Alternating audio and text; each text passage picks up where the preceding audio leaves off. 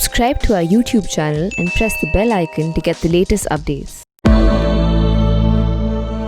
I'm with Milan, Vaishnav, Director of the South Asia Program at the Carnegie think tank in Washington, D.C., and Dr. Vipin Narang, Professor at MIT and an expert on nuclear non-proliferation issues, including in South Asia. Welcome, gentlemen, to the Print debates. We're connecting the time zones. I'm in Delhi, of course.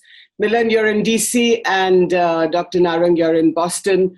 And today we're discussing the US elections a week from now, less than a week from now, the Indian American community's reaction to the US presidential poll, and all things South Asia. So welcome to the Print. Good to be here. Thanks for having us. Milan, my first question to you, I want to bring you both to Pakistan. India is, of course, very, very interesting neighbor, and Pakistan's Minister for Science and Technology, Fawad Chaudhry, a close buddy of Imran Khan, has said less than 24 hours ago that Pakistan ne ghus ke Hindustan ko mara, and he was referring to, in the National Assembly debate, he said, Pulwama mein Hindustan ko ghus ke mara. After that, he says that he misspoke. But what do you make of his comments? I mean, I don't think we should be that surprised. And frankly, I think to listeners inside of the Beltway, they're not reacting with surprise. I mean, I do think it's important, Jyoti, for people who are watching your program in India to understand how much the mood in Washington really has changed on Pakistan in the last few years. I mean, has it changed that much? Has it changed? I mean, I certainly, I started following Pakistan back when the Obama administration made a big push with the Kerry Lugar-Biden bill. Remember, this was providing $7.5 billion in civilian and military assistance. And that, I think, to many now seems like the last big push. And when that brought no dividends and brought no change in the behavior of the Pakistani establishment, I think a lot of the wind out of that balloon, frankly, left the room. And so this whole idea of, the U.S. has done something for India, and so therefore it must do something with Pakistan, which is something you often hear, Pakistani proponents of the relationship talk about, I just don't think has any takers right now. Dr. Narang, can I come to you? What is the U.S. obsession with Pakistan as we see it here? Is it about Afghanistan? Is it about the nuclear issue? What is it about?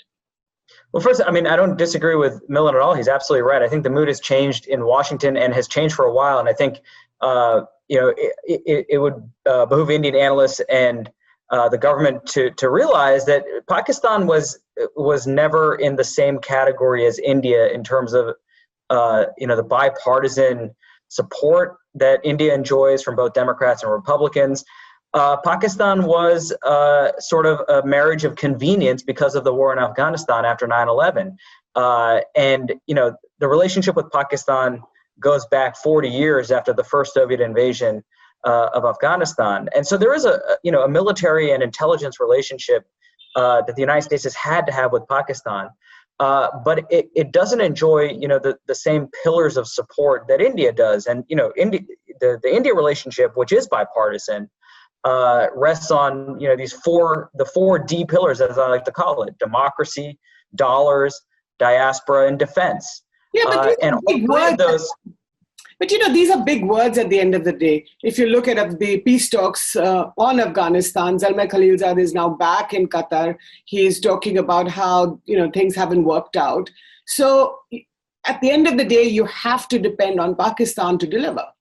Well, I mean, yes, but that also assumes that the United States has an appetite to stay in Afghanistan, any longer than it's already there. And I think in reality, the Trump administration did what, perhaps a Democratic administration in the last 4 years may not have been able to do, which is essentially draw down our commitment to Afghanistan and leave it, because we can probably do no more good in Afghanistan.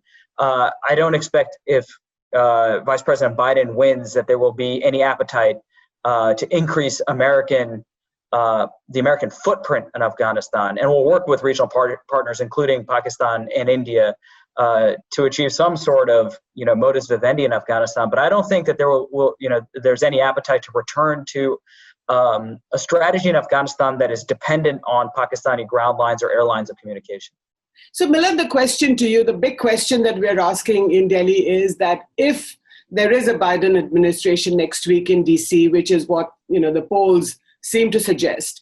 Do you think that a Biden administration will be softer on Pakistan and on China? We'll come to the China question later, but on Pakistan. I don't think so, Jyoti. I mean, there has been, frankly, a lot of fear-mongering about what a Biden-Harris administration might mean for India and South Asia. And, don't take my word for it or Vipin's word for it. Look at the people who are advising Joe Biden on South Asia. These are not radical fringe elements. These are people who are centrist, many of them actually, frankly, conservative Democrats who fit in the foreign policy mainstream. I don't think that... Like who? I mean, look at the people who are talking about that. Yeah, I mean, the former ambassador, people like Nisha Brooke Biswal. Campbell. I mean, Eli Ratner. These are not... So these are all public. Mm-hmm. These are all public. So, and they're all very clear-headed about China, and they're all very clear-headed about the relationship with India. So, I think this notion, and you hear this a lot. The Democrats are critical of Indian domestic politics, and some are. The Democratic Party is a big party, but there is bipartisan support for the relationship. And one huge advantage, no matter who wins, is that the next administration won't have to repair the relationship with India, because the Trump administration, the relationship with India has actually been one of the bright spots in the Trump administration. There's been a lot of continuity, and that I have no doubt that will continue. I don't think there should be as much concern as I'm hearing from India about concerns about suddenly a democratic lurch leftward that will freeze India out. I mean, India is just too important in America's Indo-Pacific strategy for that to happen. Milan, sorry, I didn't mean to cut you off. No, I mean, I think you have to go back basically to the Obama administration if you want a guide for how the Biden administration is going to act towards India, right? I mean, this was also an administration, let's not forget, that had concerns. It had concerns about Narendra Modi, how they were going to deal with him when he became prime minister. What did they do? Power. And he's going to be in power. Yeah.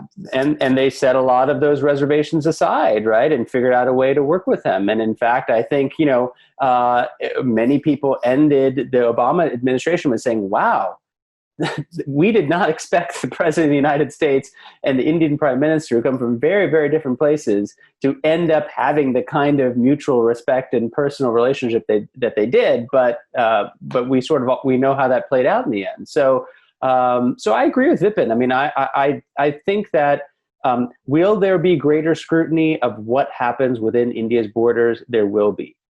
Is that going to lead to significant policy change? I am frankly skeptical. I think it'll lead to some rhetorical change where you might see a greater emphasis on things like democracy and human rights and civil liberties and so on. So that you'll see some of that on the Hill. But, what are we really talking about? Are we talking about sanctions? Are we talking about legislation that's going to harm India's interests? I just don't see that in the cards. Mm-hmm. So let me come to the China question. The Chinese are sitting on Indian territory in Ladakh. Mike Pompeo, the US Secretary of State for another week, has been in Delhi a couple of days ago. And this big BECA agreement has been signed, right? The defense pact between India and the US. So would you say that, both of you, that one of the pieces of information that could have been exchanged or may have been exchanged between India and the US could be related also to the Chinese troops at the border inside Ladakh? Vipin. So, I mean, intelligence sharing between the United States and India has been happening for a while. I mean, it's an open secret that in Doklam, the United States was providing some of that information already. I think there's a little bit of, I think there's a misunderstanding about what BECA in particular is and what these foundational agreements are. They're mostly enabling agreements. They allow information to be shared securely and set the parameters of the information sharing. A lot of it was happening before, but this just allows India and the United States to do so in a more formal and routinized way. The United States in Ladakh, they're not sharing information. We don't know. I would assume that you don't need BECA to do that. And if there's nothing that would have stopped the United States from sharing that information with India before, if it chose to. And likewise, even after BECA, if the United States decides not to share that, I mean, there's agency still as to what the United States will share. It doesn't obligate any sharing either way, right? So there's some hysterical concerns I've read in the Indian media also. Some analysts have said, "Oh, India has sold a farm and has to now share information with the United States." That's not true either. These are just enabling agreements. What do you think, Milan? Do you think that this intelligence sharing is taking place vis-a-vis China? I mean, I honestly have no way of knowing. I defer to Vipin on hardcore issues of defense and security. I think, the only point I would make is that just as the mood has changed in Washington on Pakistan, Jyoti, I mean, the mood has changed on China. And frankly, the pandemic has had a lot to do with that. I mean, you are seeing people talk about China in a way that I think is new and different, just like you're seeing that in India, for instance, right? If you look at sort of public opinion. I mean, I'll just give you my little slice of this, which is, we've been spending time looking at Indian Americans and asking what they're thinking about. And, the views on China are in the tank. They are really, really bad. Now, where there is a bit of a difference and a bit of a nuance is that when you ask Indian Americans, what should the United States do? Should it strengthen India militarily? In ways that might provoke China, there's actually an interesting split there. You see older Indian Americans and naturalized citizens much more hawkish on this question than younger US-born citizens. And you also see a slight difference between Democrats and Republicans. Both view China very unfavorably. The Republicans are much more hawkish in terms of what we might do in return. But in a Biden-Harris administration, do you think that the China factor will be much more muted than it is today?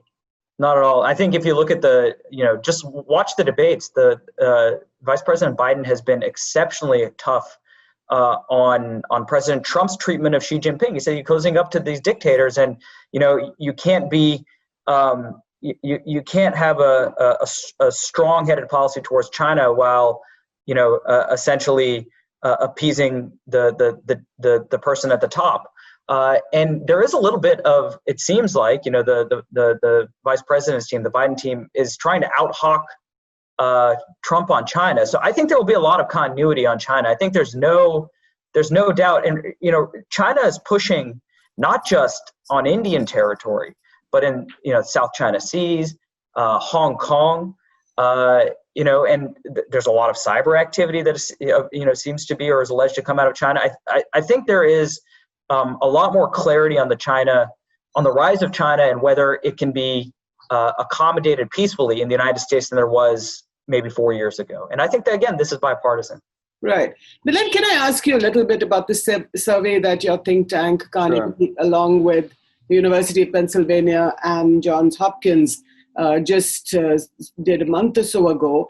But there was one very interesting nugget that I found, which was the Modi factor. And Prime Minister Modi is going to be in power for the next 4 years, coinciding with whoever comes to power in the US. But Biden voters are positive on Modi at 52% of Biden voters. And Trump voters are, of course, much higher, which is 76. But even Biden voters or Indian Americans voting for Biden are quite positive on Modi. That's really interesting for us. Yeah, so I think, there is this common belief, I think, that's out there that says, if you are a Trump voter, you are a Modi supporter. And if you're an opponent of Trump, you're an opponent of Modi. And actually, we don't find any evidence for that. That, yes, it's true, Republican, especially Trump voters, are much more bullish on Modi than are Biden voters. But Prime Minister Modi essentially has a floor below which he doesn't seem to have fallen. In other words, he is still viewed largely on the favorable end of the spectrum by both Democrats and Republicans, right? And so I do think that's something interesting, frankly, that was somewhat unexpected. There is a bit of a polarization, but there's a limit to it. It still puts him in largely positive ground vis-a-vis Indian Americans. So what does that show to you? One, to me, it shows that the Congress party better forget about so unless it sort of revamps itself, it could just, go home and go to bed. But the second more interesting aspect is that a lot of the human rights values kind of questions that that we raise constantly in India and abroad are actually of very little value for the Indian American voter. I think that if you look at the diaspora and the kinds of things they value about Prime Minister Modi, this is my personal opinion. What do they talk about? They talk about somebody who has put India on the map, right? One of the big laments in the Indian American community, I'm sure Vipin has heard this. We both grew up here. Is that India was always seen as a big country, but not a particularly important one, right? And I think that people really think that he is going to do something, that he's incorruptible. A lot of people left India because they were very frustrated, right, with the economic environment, with the shackles on entrepreneurship. Now, many of them are not following the ins and outs of every labor reform and every APMC reform, but they are looking at the big picture and they're giving him a long leash. Mm-hmm. I think where the danger comes in, Jyoti, is that if some of his domestic policies, particularly on the Hindu nationalism side, start to affect even more the economic side, rule of law questions, investment climate, so on and so forth, that could induce a change in the Indian American population. What do you think, Vipin? No, I think that's right. I think, most Indian American voters are relatively low information voters about the details of politics and policy in India. And what they see are the headlines. And what they see is, there was a lot of concern about corruption in Congress. So Modi's, clean image was important. The focus on economic growth is really important, I think, to Indian Americans. And for Indian Americans like us who grew up here, right, when we were young kids, right, it was the land of snake charmers and yada. But now it's Indian food is mainstream. The Indian soft power in the Indian American community and in America writ large.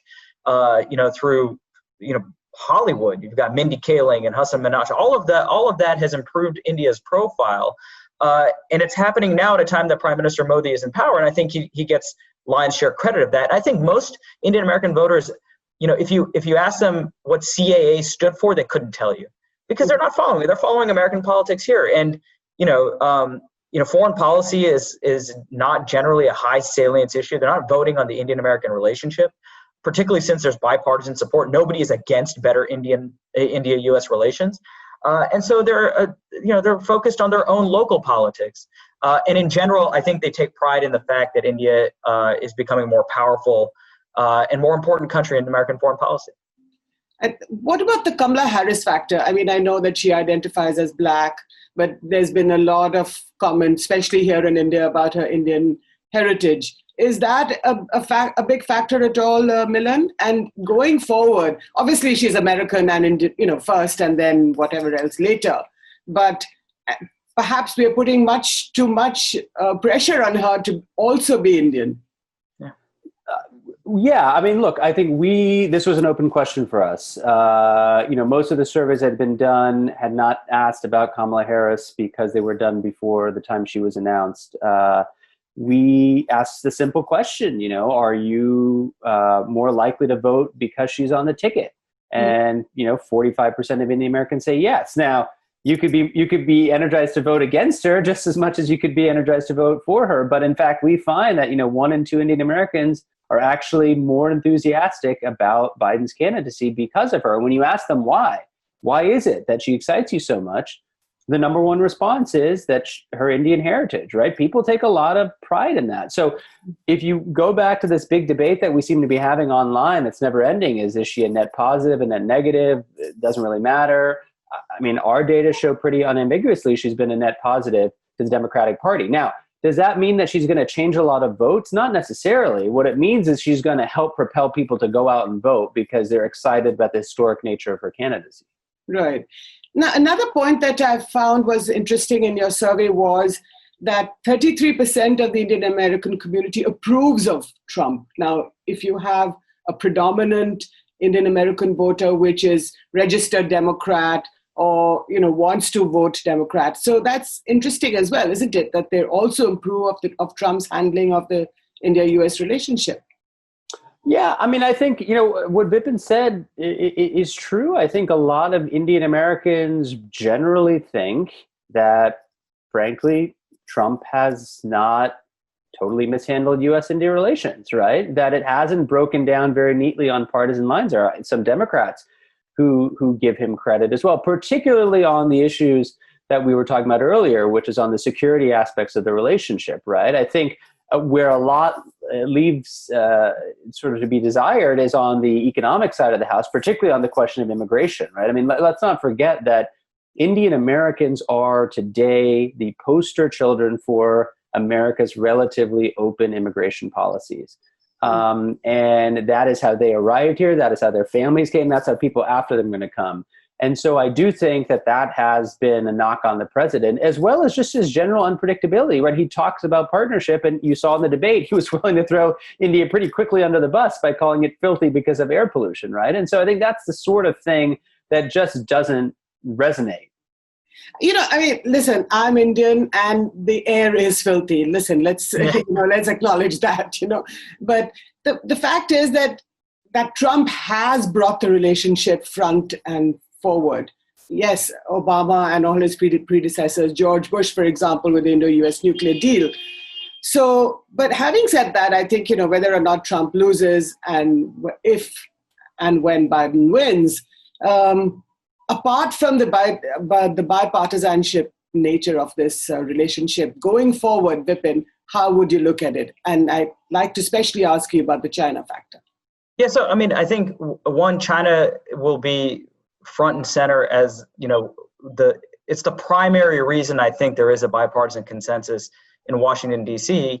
And, a lot of that depends on, India's continued economic growth.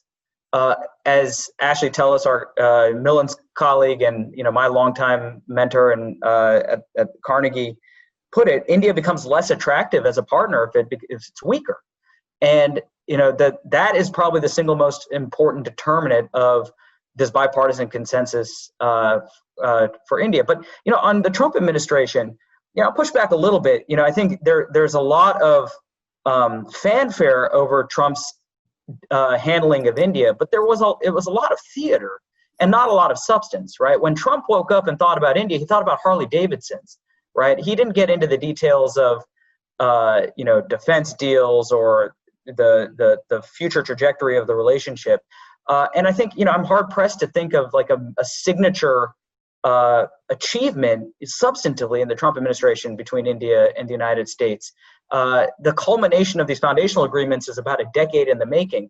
I think a Biden team, will focus on substance primarily. I think any other Republican administration would have likely focused more on substance than theater too, right? This is a uniquely Trump factor. He loved, his last foreign trip was to India, right? I mean, went to Ahmedabad. That's the largest, probably the largest crowd he's ever had in his life. But we like theater too. We like the pomp and the 2+2 meetings are great. But I think in the future, Republican or Democratic administration, the real indicator of whether the India-U.S. partnership has been elevated. Right now, they call it the Comprehensive Global Strategic Partnership. That's a mouthful, and I'm not really sure what it means. But I think right now, from my vantage point, the problem is it's still in its infancy, and every ministerial meeting is like Diwali, right? It's on the front pages, everybody celebrates it. The real elevation will be when it's so routine that doesn't even make the news. It'll be like when a Japanese foreign minister comes to the United States, or the U.S. Secretary of State goes to Japan. It's on page 10 of the newspapers because it's so routine. It's so deep, it's so professional and businesslike that the theater gives way to a substantive relationship. And I think, I don't think we ever wanted to be that routine because we want to well, you always want to celebrate something. But like to do I think a Democratic administration will head in that direction. But, just one quick last question to the both of you. The U.S.-Russia relationship is not great. And Russia is one of India's closest friends, despite the diversification of buying arms from the U.S. and elsewhere. How much do you think that is a factor? I mean, I think it's a really important factor. And I think we don't talk enough about how the inescapable military dependence that India has on Russia, the frontline military equipment in all three services, whether it's the Sukhois or the MiGs in the Air Force, the T-90 series tank for the Army or the naval reactors for the Navy, they're all Russian or Russian provenance. And you can't turn, trillions of dollars worth of military hardware on a dime. And so India is inescapably dependent on that relationship with Russia for spare parts, for maintenance, for training, for future supplies for the military.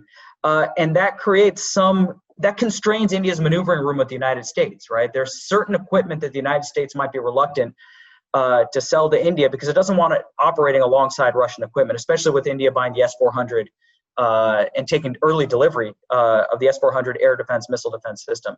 And so that's a real issue. I mean, we're seeing it with Turkey now. Turkey is a NATO partner of the United States, and the S-400 is creating issues about CAATSA sanctions and the relationship the U.S. has with Turkey also. And so this is something that India has to navigate, which is an inescapable dependence on Russia. And the U.S. has been able, for the most part, to work around that. And I think India is willing to work around it. But it does create a ceiling on the defense partnership in some ways, right? But the two militaries are operating together. They're exercising together.